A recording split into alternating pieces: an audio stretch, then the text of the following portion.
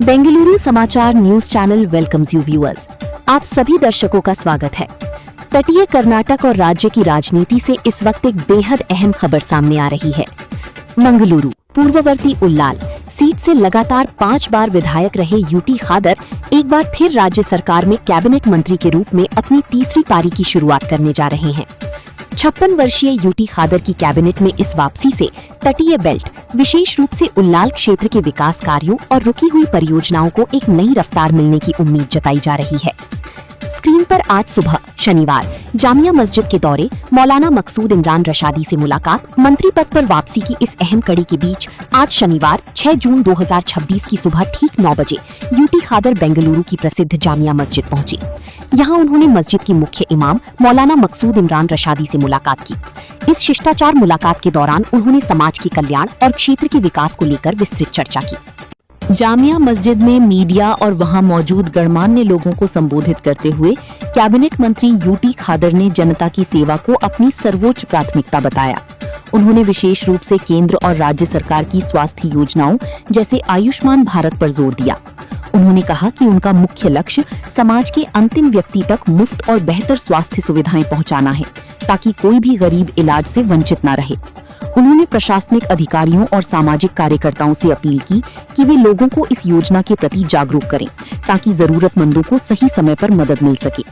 राजनीतिक विश्लेषकों का मानना है कि यूटी खादर के लंबे प्रशासनिक अनुभव का सीधा फायदा इस बार तटीय कर्नाटक के बुनियादी ढांचे, इंफ्रास्ट्रक्चर और स्वास्थ्य क्षेत्र को मिलेगा।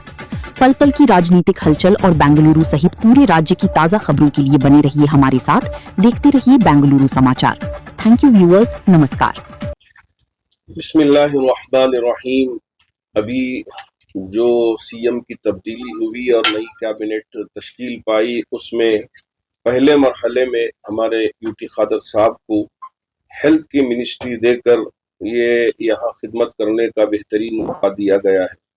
चूंकि हमने देखा है कि यहाँ किदवाई हॉस्पिटल है और इधर बोरिंग हॉस्पिटल है और विक्टोरिया हॉस्पिटल है, तो इस जैसे जो हॉस्पिटल्स हैं यहाँ पेशेंट्स जाके परेशान रहते हैं कि हमारे लिए एक मौका मिल जाए, एक बेड मिल जाए जिससे हमारी सेहत हो जाए।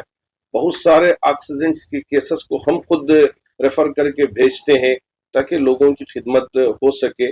तो अब हमारे मिनिस्टर यूटी खादर साहब चूंकि अच्छी जहनीत भी रखते हैं और अच्छी सोच भी रखते हैं और लोगों की खिदमत करने का भी जज्बा आपके अंदर फूट के भरा हुआ है और अच्छे मुसलमान भी हैं, तो इस वजह से हम उम्मीद करते हैं कि आने वाले दिनों में इस शोबे के अंदर जो भी खराबियां हैं उसको दूर करेंगे और इस्लाहात भी लेकर आएंगे और साथ ही साथ डॉक्टर्स के अंदर जो कमी बेशियां हो रही हैं उसको भी दूर करने की कोशिश करेंगे। इंदिरा गांधी हॉस्पिटल में अभी आपका दौरा हुआ और उसकी रिपोर्ट भी आई, तो वहाँ जो हालात पेश आए वो भी हमारे सामने है। तो ये वक्तिया ना हो बल्कि ये मुस्तकिल तौर पर खिदमत अंजाम दें और यहाँ बीमार आने वाला ये नहीं देखते कि ये मुसलमान है, ये हिंदू है, ये है। जैसे ही खून नीचे रसने लगता है तो सबका भी खून लाल ही होता है। तो इस वजह से यहाँ इस शोबे में खिदमत करने की बड़ी जरूरत होती है। एक इंसानियत के नाते बेहतर से बेहतर खिदमत अंजाम दी जा सकती है।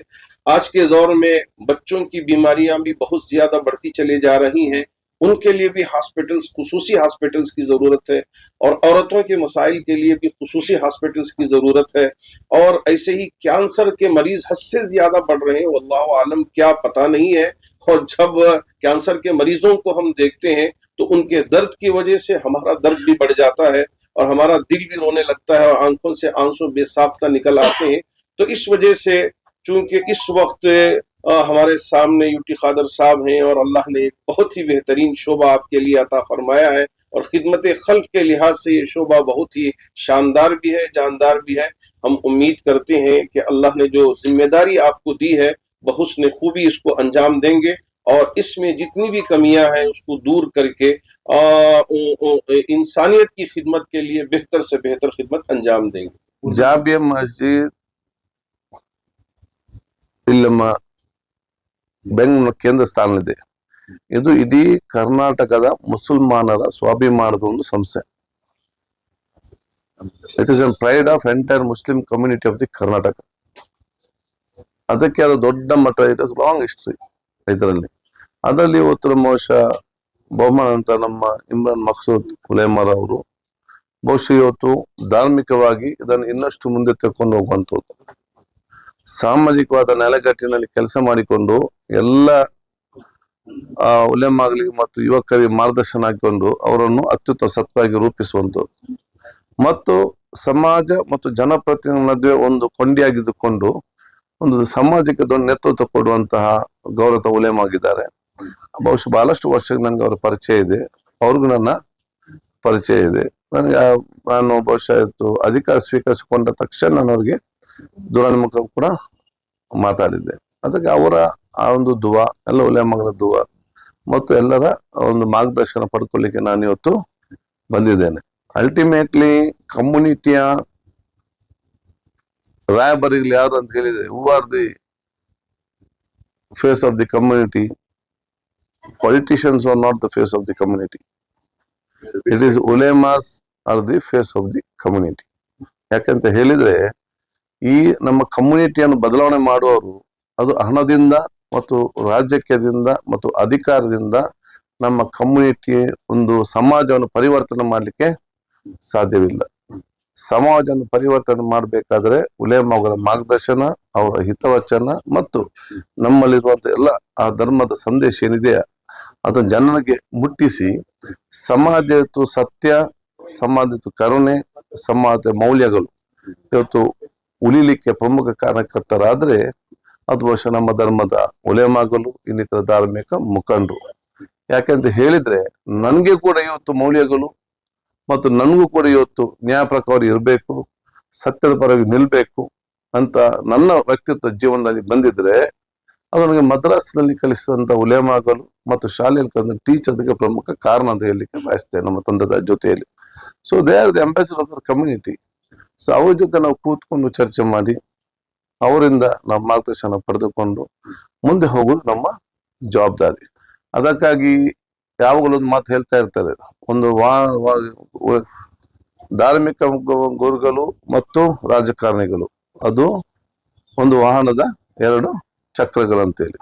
ಅದನ್ನ ನಾನು ಯಾವಾಗಲೂ ಹೇಳ್ತಾ ಇರ್ತೇನೆ, ಧಾರ್ಮಿಕ ಮುಖಂಡ ಮುಂದಿನ ಚಕ್ರ ಆದ್ರೆ ನಾವು ಹಿಂದಿನ ಚಕ್ರ.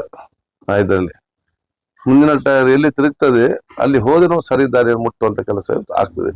ಅದಾಗ ಎಲ್ಲ ಅವರ ನಮ್ಮ ಧರ್ಮದ ಎಲ್ಲಾ ಧರ್ಮದ ಮುಖಂಡ ಮಾರ್ಗದಲ್ಲಿ ಹೋಗುದು ನನ್ನ ಹಿಂದಿಂದಲೂ ಕೂಡ ಒಂದು ವ್ಯಕ್ತಿತ್ವ. ಅದನ್ನು ಬಹುಶಃ ಬಂದು ಮುಂದೆ ನಾವು ಯಾವ ರೀತಿ ಹೋಗ್ಬೇಕು ಸಾಮಾಜಿಕವಾಗಿ ಬಹುಶಃ ಮಾರ್ಗ ತಕ್ಕೊಂಡು ನಾನು ಬಂದಿದ್ದೇನೆ. ಅವ್ರ ದುವಾ ಕೂಡ ನಮ್ಗೆ ಅತಿ ಅಗತ್ಯ.